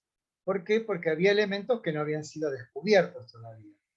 Pero él ya dijo, bueno, este elemento va a tener tales y cuales características. Obviamente, con el tiempo, ya muerto seguramente Mendeleev, descubren un nuevo elemento y encaja exactamente en el cuadradito vacío que había dejado Mendeleev. Le pusieron Mendelevio a ese elemento, ¿no? Pero ¿por qué pudo hacer eso? Porque la estructura de la naturaleza es racional. Piensen que si no fuese así, no habría ciencia, no habría conocimiento, no habría nada. Ahora, ¿qué es lo que tiene de particular el mundo de las ideas? Que está conformado por entes que son inmateriales, que no son cosas, no se pueden percibir. Pero, por otra parte, si bien no se las puede percibir, son las que hacen que nosotros podamos conocer. Aún el conocimiento más común, más particular, se puede decir. ¿Está claro más o menos lo que sería el mundo de las ideas? Sí, Yasmín, que vos fuiste la que me dijiste que teníamos que orientar la clase hacia el trabajo práctico, ¿no? Sí. La matemática en el paradigma de la línea, mejor dicho, la matemática en el paradigma de la línea podría tener alguna relación con la salida del cautivo de la caverna. ¿Qué le pasa al cautivo cuando sale de la caverna, cuando lo sacan de la caverna? Ese El fuerte, sol. terrible dolor en los ojos, ¿no? Sí, Y que quiere volver, sí, además. ¿Y qué le pasa? Se acostumbra, ¿no? Se va sí. acostumbrando, hasta que por Lentamente se va fin, acostumbrando. bueno, ¿qué dice Platón en el paradigma de la línea acerca de lo matemático? Es una suerte de intermediario entre el mundo sensible y el mundo inteligible, el mundo de las ideas, ¿no? Estamos ahí. Sí, ¿Qué dice de lo matemático? Dice que el alma debe transitar, debe experimentar lo matemático, porque lo matemático labora, trabaja con entes que son inmutables. las leyes matemáticas, las leyes de la geometría, los objetos de la matemática son inmutables, ¿sí? Entonces, esa inmutabilidad que conozco a través de la matemática, esos entes inmutables que conozco a través de la razón, mejor dicho, sirven en lo que Platón piensa como una suerte de entrenamiento para que el alma se vaya acostumbrando a tratar con aquello que serán las ideas que tienen este orden de la inmutabilidad, este orden de la deductibilidad. Entonces, este acostumbramiento de los ojos del ex cautivo, donde de un modo progresivo va pudiendo ver cada vez más, es equivalente al conocimiento de la matemática en la medida que la matemática tiene esta función pedagógica de ir acostumbrando al alma para, digamos, conviviendo con entes que se parecen a las ideas. ¿Por qué se parecen? Porque son inmutables. Pero Platón dice, lo limitado del conocimiento de lo matemático es que todavía conserva lo matemático un cierto residuo del mundo sensible porque todavía operamos con líneas o figuras que son visibles. Y además, a diferencia del orden de la noesis, lo matemático desconoce cuáles son los principios de los que parte. Por ejemplo, los axiomas. Vieron que los axiomas en matemática no los tengo que, justamente son lo indefinible. En cambio, cuando accedo a la noesis, sí tengo clara conciencia de cuáles son los principios, de donde parte mi conocimiento para poder deslizarme por el mundo de las ideas. Ese deslizamiento por el mundo de las ideas se llama dialéctica. La dialéctica es el arte de saber deslizarse por el mundo de las ideas que un poco jocosamente Platón ejemplifica con la definición de la pesca con caña, que supongo que la habrán leído. Le hacen un desafío, esto está en un libro que se llama El Sofista, ¿no? Bueno, decime qué es la pesca con caña, ya que te estás jactando de que este conocimiento de las ideas sirve para conocer cualquier cosa del mundo, definime la pesca con caña. Perfecto, les dice Sócrates. Digamos, ¿es el arte de ¿es la pesca con caña un arte o no es un arte? Arte quiere decir técnica, ¿eh? Técnica es un saber hacer algo. Y le dicen, es cierto, es un arte. Entonces, fíjense, parte de una noción generalísima, la noción de arte. Entonces dice Sócrates o Platón, ¿no? Las artes son extractivas o productivas. O sea, un arte productiva es un zapatero, un alfarero, un albañil, ese es un arte productiva. Y hay otras artes que son extractivas, por ejemplo el minero. Claro, entonces la pesca con caña es un arte extractivo.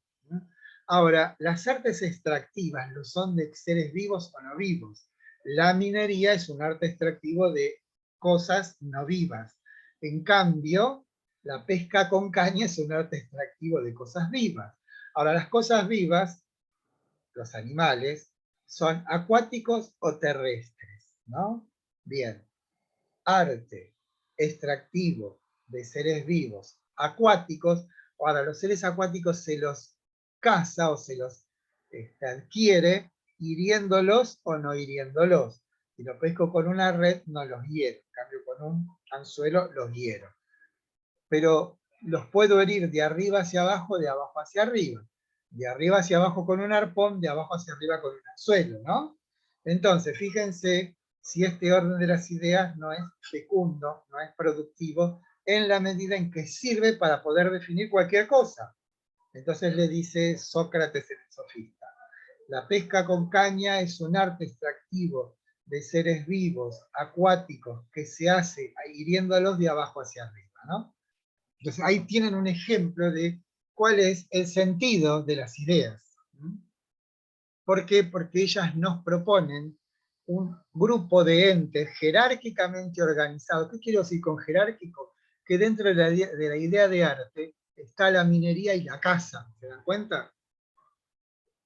Y en la caza está seres acuáticos y no acuáticos. Y en los seres acuáticos está, se dan cuenta que es como que vamos en como esferas que van abarcando cada vez menos hasta llegar a la última. Pero la última está incluida en la primera. La pesca con caña está incluida en la noción de arte, lo que me ha permitido mi familiaridad con las ideas es saber deslizarme por ese mundo de ideas. ¿Está claro? A mí que sea claro no me interesa. A mí lo que me interesa es que esto los conmueva, que les sirva, que les guste, que los emocione, que los conmueva. Escuchen. ¿Sí? Hace muchas décadas, me acordaba, muchas décadas estoy diciendo, la forma de aprender matemáticas o el abordaje de las matemáticas era desde lo que se llamaba la teoría de conjuntos. Claro. Y me recuerda concretamente a esta explicación donde un elemento estaba contenido por otro y a su vez por otro y a su vez por otro. Yo no les quiero decir, pero Platón dijo casi todo. Estaba pensando en esas cosas, sí. en las, esos, no sé, vuelvo a repetir, hace decenas de años, donde la manera de, claro, no importa, la manera de aprender las matemáticas o el abordaje era desde esa perspectiva.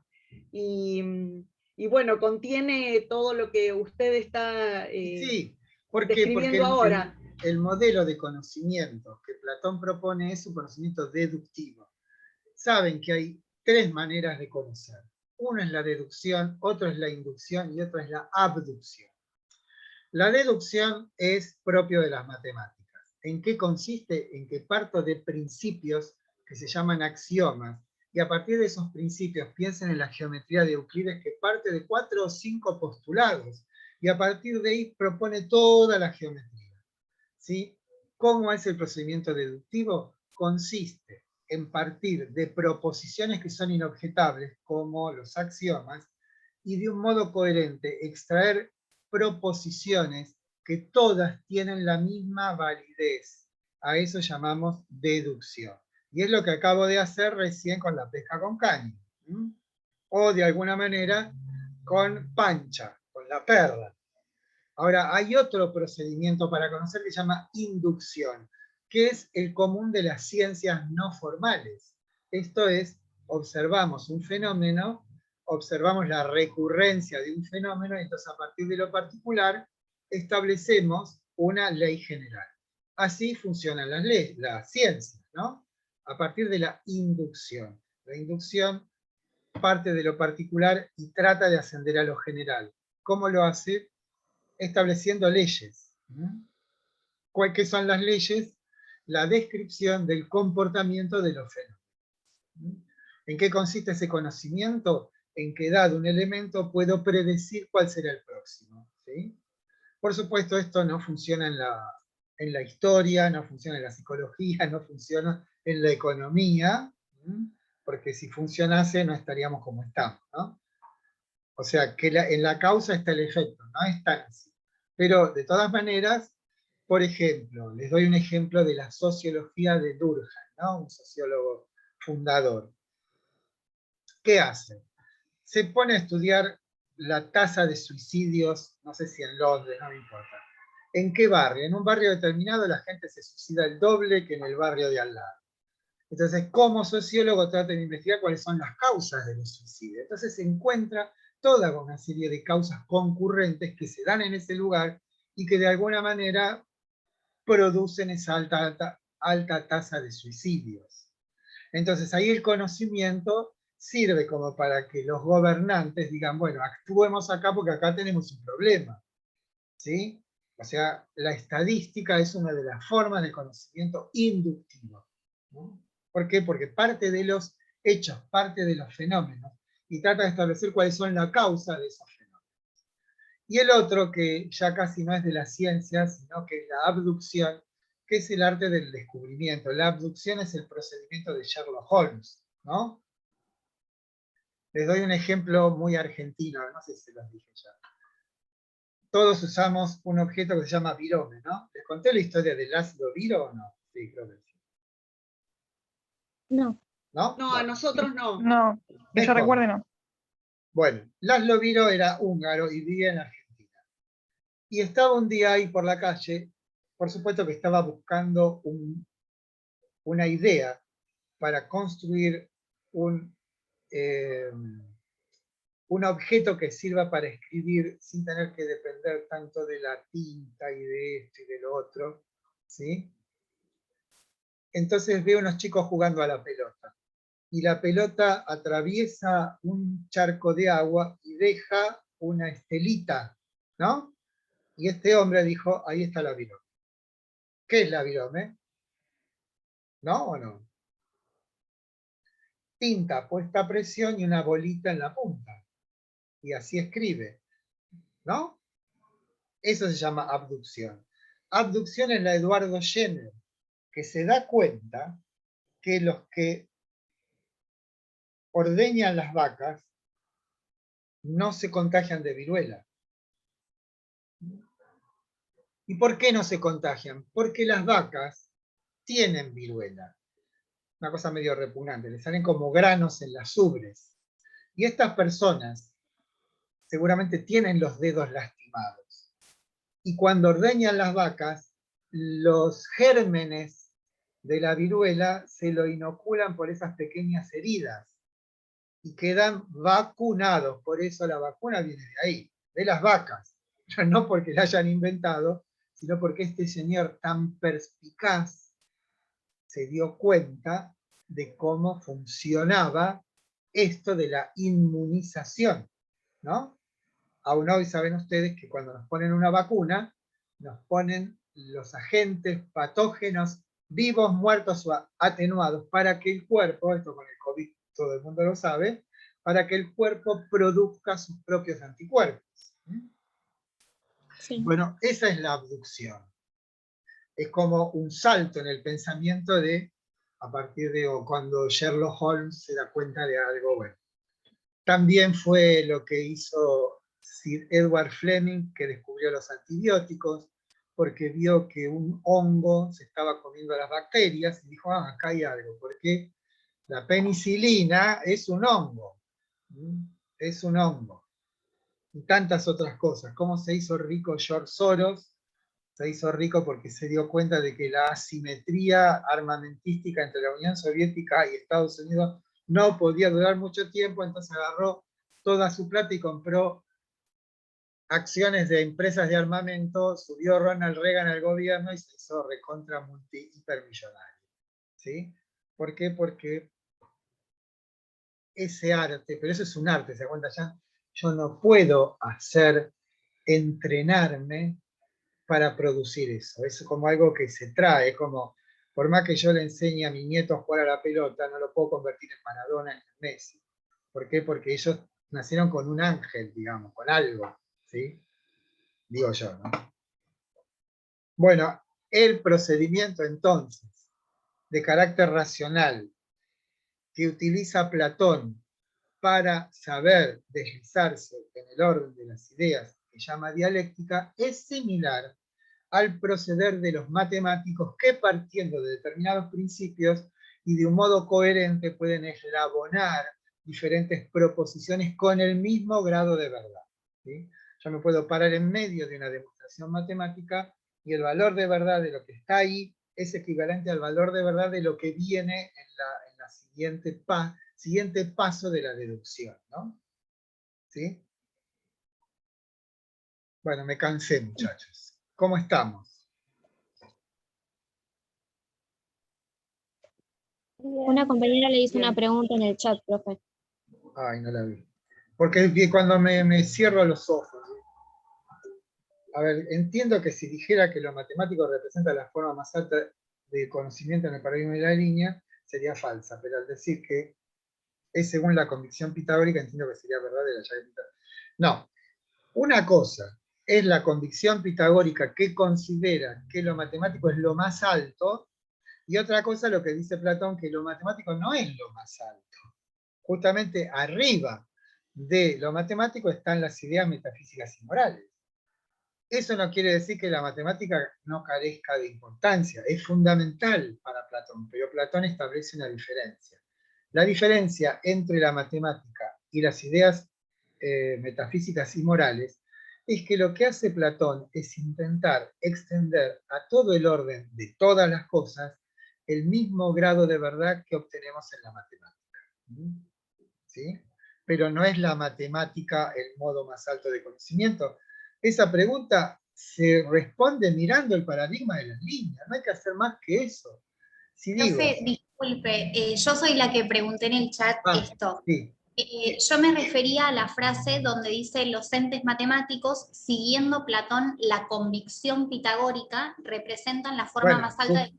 Justamente, es una pregunta engañosa. ¿Sí? Claro. Si fuese verdadera, la habría puesto de otra manera. Está puesta así, es cierto, tiene un cierto contenido malicioso, pero tiene que ver con que lean con atención las consignas, no es que yo sea malo, quiera que les vaya mal. Lo que yo quiero es que lean con atención las consignas, porque tomado así, dicho así, parece verdadero. Como dice, la única fuente de conocimiento para Platón es la experiencia sensible. Y me la pusieron como verdadera alguna. Y justamente es todo lo contrario de lo que dice Platón. Lo que pasa es que cuando se la expresa con esa contundencia, si no leemos con atención, llama a error. Lo que tienen que hacer ustedes es desconfiar y leer con atención todas y cada una de las consignas. Porque muchas veces se esconden, no yo, en todos los multiple choice hay preguntas de ese tipo. ¿Por qué? Porque en principio les voy a decir, odio el multiple choice, pero no podemos tomar examen de otra manera. El parcial sí va a haber una parte de multiple choice y otra parte de desarrollo. Pero yo no encuentro otra manera de que esto sea bueno, ¿no?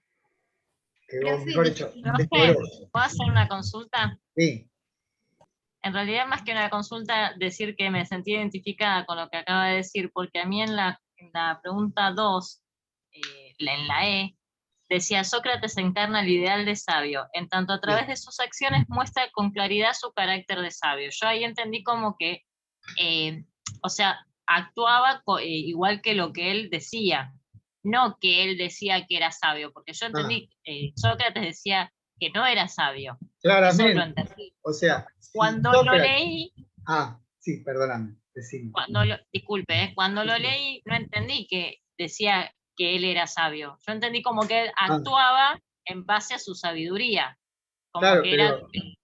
Alguien que se pasa la vida diciendo solo sé que no sé nada, claramente no es un sabio. Por eso está puesta la pregunta.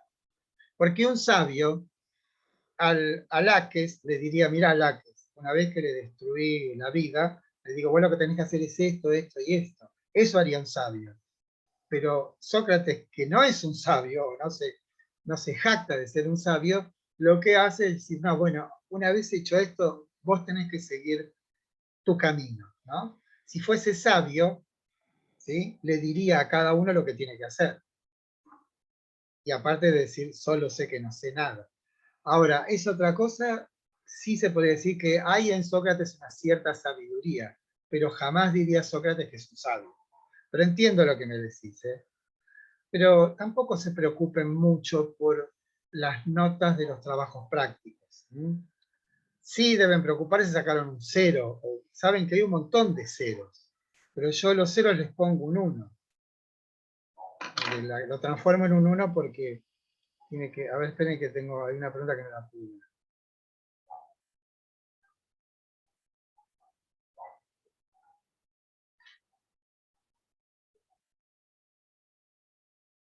Bien. Dice, mucho no se aprende así. Yo no estoy tan convencido. Miren, la manera de aprender desde los comienzos de los tiempos es una sola. Es sentarse y estudiar. Distingan con claridad la diferencia entre leer y estudiar. Estudiar es estar absolutamente comprometido con lo que están haciendo, con lo que están leyendo. Insisto, primero una lectura, después un subrayado, después un fichaje y después traten de reconstruir sin ningún instrumento visible, ustedes reconstruir mentalmente lo que estudiaron. Esa es la única manera. No vi el último chat. A ver.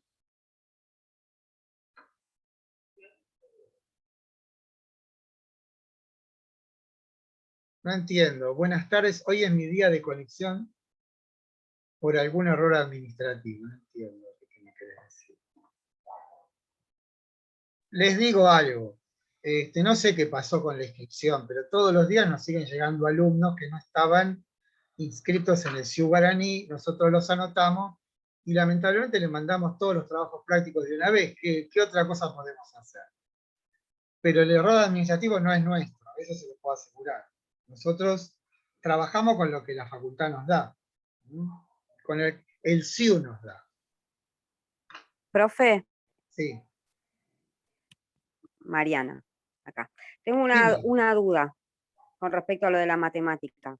Sí. Platón la descartó como el conocimiento más alto, digamos, porque le quedaba un residuo del mundo sensible, las líneas, los círculos. Y no conoce, no conoce sus propios principios. Eso, no conoce, pero si claro, los axiomas... Claro, los axiomas son verdades que no exigen ninguna explicación. Esa es la definición de axioma. ¿Sí? Ah, o sea, como que es una verdad, pero no te dicen por qué. Claro, por ejemplo, el todo es mayor que las partes. ¿Se puede demostrar? No, uno ya sabe que eso es así. Y entonces, ese tipo de verdades, por ejemplo, por un punto pasan infinitas rectas. ¿Se puede demostrar eso? No. Es como que lo veo y digo, ah, es así. Pero desconozco cuál es. En cambio, según Platón, en el estrato superior, hay un conocimiento perfecto de los principios. Y esa es la diferencia. Son dos diferencias. Para los pitagóricos, los entes matemáticos son la verdad última de todas las cosas. Para ellos la verdad son los números y las combinaciones de números. ¿Sí? Saben que una de las causas de la destrucción de la secta pitagórica es que no pudieron resolver la raíz cuadrada de 2, porque no le daba un número perfecto. Ellos, de algún modo, le otorgan a los números un cierto valor espiritual. Los números pares son más puros que los impares. Los números que son divisibles son más puros que los no divisibles. Entonces le agregan un cierto contenido, llamémosle espiritual, a los números, y cuando eso no se cumple, creen que nada se cumple. Saben ustedes que la raíz cuadrada de 2 es un número irracional, ¿no? No hay ningún número que multiplicado por sí mismo de 2. ¿Sí? Pero o sea, esto no lo digo yo, lo dicen todos los comentaristas, que una fuente decisiva de la doctrina platónica de las ideas es el pitagorismo. Platón se encuentra con un tal Arquitas de Tarento, que es un pitagórico. O sea, los pitagóricos están en el origen de todo el pensamiento occidental.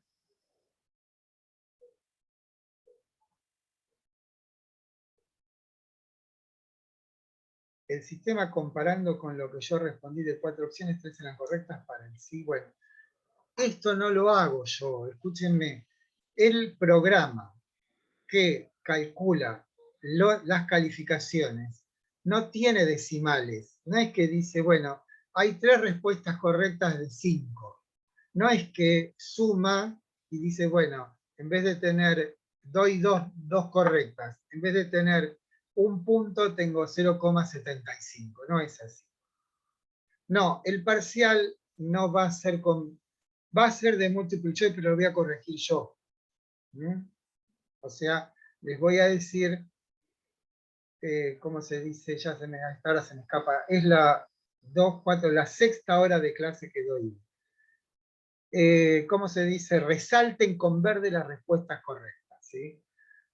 Muchas veces, cuando hay 3 respuestas correctas y el alumno hace bien 2 y ninguna mal, se la doy por buena, cosa que el programa no puede hacer. porque el programa no tiene decimales, insisto. Pero no, perdón, no le echen la culpa al sistema del mal comportamiento, digamos, desde el punto de vista del rendimiento. Porque el mismo examen lo hicieron los de la tarde, sacaron el doble de puntaje. Entonces hay algo que no hemos hecho bien, ¿sí? Son también la misma proporción de ingresantes y no ingresantes. Son prácticamente de las mismas carreras. Me pregunto yo por qué a unos le va mal y a otros le va bien. Las clases son equivalentes, el video es equivalente. Bueno, supongo Profe, que será por los... Perdón, mucha será gente por los... trabaja, que mucha Sí. gente trabaja. Eso es cierto. Pero esto no es echar culpas, es encontrar causas y tratar de encontrar una solución. No es decirle, ustedes no. Es encontrar cuál es la causa. Que es lo que a mí me da vueltas todo el día. ¿Por qué? Porque me puse a mirar, a ver, bueno, deben ser todos ingresantes. No. Deben ser de una carrera que tiene poco que ver con la filosofía. No. Son casi todos de psicopedagogía. Entonces, la causa debe estar, no me fijé las edades, porque no me fijé en los números de DNI, pero por ahí muchos trabajan, por eso eligieron el turno noche. Entonces ahí no pueden, no tienen tanto tiempo. Bueno, entonces ahí lo que hay que hacer, la acción es que la mía es acentuar los temas, instigarlos a que estudien más. Ya sé que es difícil, bueno, pero lamentablemente si ustedes alguna vez en alguna materia de la carrera, esa materia les resulta fácil, desconfíen. ¿Sí? Si la facultad es fácil, desconfíen, pero absolutamente. La carrera universitaria es la forma más exigente de aprendizaje que tiene una persona. Entonces no pueden pretender que sea fácil. E insisto en lo mismo, que sea fácil, desconfíen. Profe, Sí. le hago otra consulta de una de las preguntas. ¿Son Mariana? Que decía, sí. No, porque no te veía la boca porque tenía un... Ah. Sí, sí. Decía, el alma en su excedencia completa lo siempre confuso que dan los sentidos. Sí. Esa Ahí es yo absolutamente verdadera. Claro, pero yo me mareó que diga el alma completa. Bueno, podría haber dicho las ideas en su excedencia, pero alma e ideas, ahí como, digamos, las ideas, ¿por qué utilizo esa palabra? Porque la excedencia es como una acción, y las ideas no actúan, el alma sí actúa. ¿Sí? ¿Me explico? Mariana, ¿me expliqué? Sí, sí, sí. Sí. Bueno, escúchame, no, ¿saben lo que tienen que hacer? No se quejen. No se quejen porque eso se gasta en energías, uno se vuelve rencoroso, no se quejen. ¿Sí? Tienen una carrera, es gratis, ya se los dije, en ninguna parte del mundo la universidad es gratis, aquí sí. Tienen los elementos, no solamente tienen los videos, tienen los módulos, tienen las lecturas complementarias, tienen estas clases. Aprovechen. Insisto con lo mismo que es un discurso un tanto horrible, pero tiene algo de verdad. Piénsense ustedes dentro de 10 años, siendo profesionales, teniendo una profesión, un título, o piénsense trabajando en un negocio de billutería en la peatonal de Lomas de Zamora. Eso es lo que tienen que pensar, ¿sí? Eso. Yo soy un gatito. Hay alguien que tiene el micrófono abierto, por favor. ¿Sí? Eso, piensen así, y entonces pongan toda la energía necesaria para ponerse a estudiar en serio, porque esto es serio. O sea, no necesariamente es así, porque la universidad es el grado de exigencia mayor. No puede ser cualquier cosa, porque si no, los resultados son desastrosos. ¿Sí? Bueno. ¿Alguna otra pregunta? Ahora en un ratito pongo la clase, la subo a la página, ¿sí? El jueves, Disculpe, profe, entonces para la- manda otro El jueves trabajo. otra dosis de trabajo práctico. Y Disculpe, continuamos profe. con la El lectura jueves, de Platón. perdón, eso iba a preguntar. ¿Continuamos con Platón o seguimos sí. el cronograma? Ah, No, porque dadas las circunstancias, ¿qué voy a hacer algo nuevo? Platón, Platón, qué grande sos. Tienen 2 días para hacer el trabajo práctico. Ok. Profe, una pregunta. Entonces, pasado otra vez de rehacer el trabajo de Platón, el martes próximo seguiríamos con lo que hizo el programa, que sería Aristóteles. Sí, ya cuando terminen el jueves el trabajo práctico se me ponen a estudiar Aristóteles, ¿sí? Porque Ok. Y va a ser, en cierto sentido es más fácil y en cierto sentido es más difícil. perdón, ¿y la entrega va a ser el viernes hasta las 18 horas o va a ser como hasta el sábado? ¿Cómo hicimos la otra? La verdad que no, hasta el sábado. Claro, 2 la días. última vez fue hasta el sábado. no, Sí, bueno. siempre era de un día para otro, pero Bueno, pero excepcionalmente ahora en este tema fue hasta el sábado. lo cambié por 2 días, ¿sí? Así estudian más, están más seguros, vuelven al texto. Sí, profe, mejor. Así podemos analizar más las preguntas también. Claro, Sí. lo que iba a preguntar es que yo, por ejemplo, en el segundo, digamos, examen, por así decirlo, Sí. tomé las preguntas y no me registré ni nada, solamente tomé nota de las preguntas y salí. Eso no se registra en el sistema. ¿O estoy equivocada? No te entendí qué es lo que hiciste. ¿No lo enviaste? No, Porque tenés solamente... que mandarlo, te registra cuando lo mandás, Ah, perfecto, listo. no Sí, cuando Eso era necesitas lo nada que más. lo que no Y hizo... poner el mail, tenés que poner el mail también. Ah, bueno, eso es Listo. otro problema, escúchenme. ¿Y cómo puede ser? ¿Sí? Sí, es el texto de Gustavo Romero. Sí. Lo que también veo es que, o sea, yo hice un programa. Yo trabajé muchos años de programación, de programador, ¿no? Entonces, ¿qué hago? El formulario de Microsoft crea un archivo Excel. Yo del archivo Excel traigo la nota, el DNI, el correo electrónico y el nombre y el apellido. Eso lo meto en una base de datos y como el único dato que no se puede repetir universalmente es el correo electrónico, entonces, ¿qué hace el programa? Busca por correo electrónico. Y el otro día creo que tenía 12 que me habían puesto mal el correo electrónico. Entonces, no saben el tiempo que yo pierdo, porque ¿qué tengo que hacer? Tengo que ir a buscar en el archivo básico el correo electrónico, borrar el que me pusieran en el formulario y poner el que corresponde, ¿sí? Entonces, por favor, presten atención. No son detalles, es importante porque habla de algún modo de tener una disciplina para hacer las cosas, ¿sí? Profe, Sí.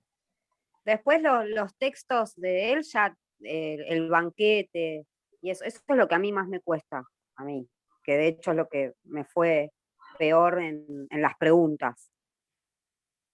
Pero, Ya lo tendríamos que ir leyendo, ¿o no? claro, porque, escúchenme, el trabajo práctico es como las matemáticas para Platón, para que se vayan acomodando, ¿sí? Para eso sirve el trabajo práctico.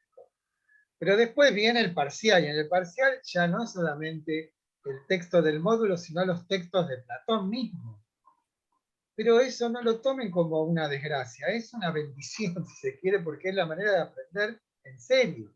O sea, lo que yo les sugiero es, no se atengan exactamente al texto que se le da, sino que si hay otros textos en la bibliografía, empiecen a leerlos y empiecen a hacerme preguntas, ¿sí?